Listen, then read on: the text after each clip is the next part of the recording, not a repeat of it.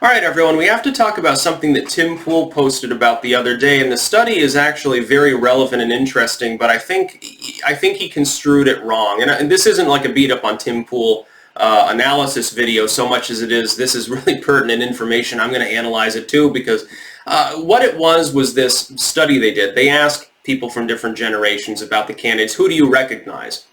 Bernie Sanders comes out by far on top with Gen Z millennials and by a significant margin for Gen X. The only field in which he doesn't have the highest visual recognition, like his actual face, is that Biden edges him slightly with baby boomers, which of course now is the oldest fundamentally voting generation. It's funny because, you know, if you're a millennial kid, the boomers are like your parents in the World War IIers or the great-grandparents sort of generation. Now the boomers are the grandparents. We're sort of the parental generation because Gen X is getting past their reproductive age. It's like really funny, and, you know, it's called getting older.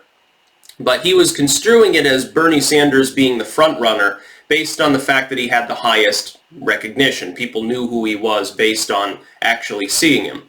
I interpret it as the exact opposite, which is this is terrible news for Sanders. Despite the fact that more people know who he is than Joe Biden, arguably, among key voting demographics, he's still 8.5 points behind, and he's by no means even close to the front runner. In fact, never once has he been in the lead. He's consistently been in second or third place, sometimes a distant third place. There are polling aggregate periods in which he's got half as much support as Biden, where he's in the mid to low teens, Biden's in the upper 20s, low 30s. Biden is the front runner. What this tells me is that there's a problem with nominating either of these people. If you nominate Joe Biden, he doesn't have nearly the enthusiasm of Sanders or Warren or basically anyone. He has probably the lowest enthusiasm voters of the entire field. The problem is that really a lot of people support him simply because they're looking at the other options and saying they suck. That's what this is. This is a stinging rebuke to Bernie Sanders. This is saying that despite the fact that most people have seen him, only about 15 to 20% of Democratic voters find him palatable and electable. Part of it's his age. Part of it's not even policy. There are people who say, I'm a leftist, but I mean, the dude's almost 80. He's had a heart attack. I don't think he can win.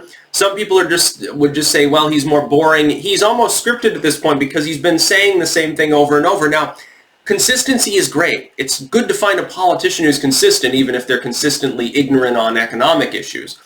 That being said, if you say the same thing every fucking rally, if you say the same thing every fucking debate, if you ignore the questions that you're given in order to fixate on those same things, you sound like an animatronic display.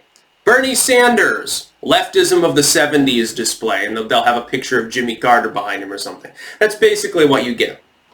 So with Biden, he doesn't energize anyone, and with Sanders, he energizes a small minority of Democratic voters, but largely is rejected by the moderates. Most Democrats are not pink-haired, commie flag-waving, self-proclaimed socialists. That's Bernie Sanders' core demographic. The only way in which Sanders at this point becomes the winner of this is if Elizabeth Warren drops out. With her running just behind him, arguably ahead of him in Iowa, why would she drop out clearing the field? Biden, by attrition, probably wins this simply because the two main leftists are strangulating one another. But even if they weren't in, even if Warren or Sanders dropped out, that doesn't mean all their support goes to the other person. A lot of Bernie bros hate Elizabeth Warren. A lot of Elizabeth Warren's fans think that Bernie Sanders is fundamentally unelectable. Some of them would go to Biden too if they were to drop out. I don't think, at this point, I'm struggling to figure out a way the Dems win 2020 because I totally discount Biden's viability. Based in part on what you see here, which is that, I mean, nobody gives a fuck about Joe Biden. They just see him as the alternative to things that are 10 times more scary and that can't get elected. Bernie Sanders can't win it. If he were, at least a third of the Dems would revolt. These people are not going to tolerate someone who is an elderly socialist. They will not, they'll back him as a Democrat. Fundamentally, a lot of these people have noticed. Unmedicated partisan Democrats by now have noticed that Bernie Sanders only for the last year has had a D after his name. If you put party loyalty above any ideological loyalty, you probably are not a Bernie bro. If you're on the left and that's the case, you probably back Elizabeth Warren. And there's basically 80% of the field. People that support Biden, Sanders, or Warren, at least to some degree, have more or less made up their minds. There's no fluidity at the bottom of the field at this point. That's pretty much stalled out. I think you've seen the last of the candidates' ability to spike up in popularity, whether it gives them more staying power like Warren technically, or whether they crash and burn like these others. With Buttigieg now basically hamstrung by Bloomberg, and technically Bloomberg hamstrung by Buttigieg, and those are your alternatives to Biden's so-called moderate candidates, after a fashion. Bernie Sanders has just been rejected. When are the Bernie Sanders fans, okay, you like the dude, you like his consistency, you like socialism, you want free shit or whatever. At what point, strategically, don't think about your like for the guy. At what point are you willing to admit he's never been the front runner? He's had a heart attack at 78. He's moving into his 80s at the moment. He sounds increasingly scripted, and he has been rejected by the moderates of the Democratic Party. He's been roundly rejected by what may amount to a near majority of the Democrats. If a person is supporting Joe Biden at this stage, I almost think it can't possibly be about electability because he's so obviously unelectable. I think the Democrats are a train wreck this year. 2016, they were doing so much better.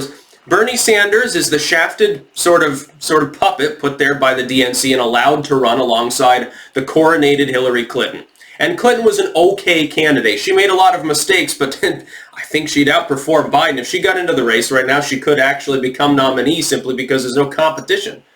She should get in. Oh, that'd be funny. You want total chaos? Get Hillary Clinton to run again. That'd be funny as fuck. The Democrats don't have any Obamas or JFKs right now. They just have a bunch of dross that can't win. I almost discount their capabilities. Oh, but all of them beat Trump by 5 points nationally. Irrelevant. Hillary Clinton was ahead by that same margin. She still lost. Having support in California doesn't do jack diddly squat for your voting results in Iowa. Doesn't help you in Indiana or Florida. If anything, I would favor Trump to take a couple of the states he didn't get last time, like a New Hampshire, maybe a Virginia. Especially with the gun issue in Virginia, that could really flip things for the GOP if they play their cards right.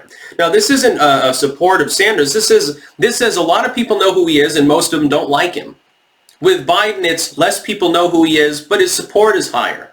It's better for Biden than it is for Bernie Sanders. That's the way I analyze it anyway. It'd be interesting to hear sort of a rebuttal to that concept, but I'm going to hedge my bets on that basic premise being correct. That's about all. Peace out.